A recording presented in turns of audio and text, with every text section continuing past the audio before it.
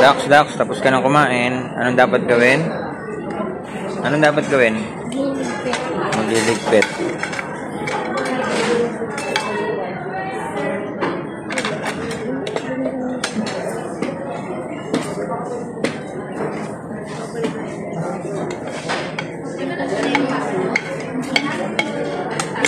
Ito si Daryl. Nagliligpit siya kahit sa fast food. So, hindi ko natatanong. Dati akong service crew. Kaya tinuturo ko kay Daryl na kahit kumain siya sa fast food, dapat liligpitin niya yung pinagkainan niya. Diba?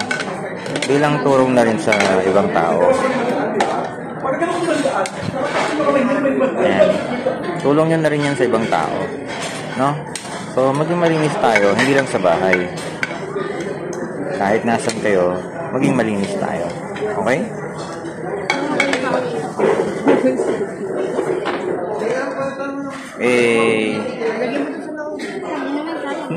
Padak, tingin dito. Tingin dito.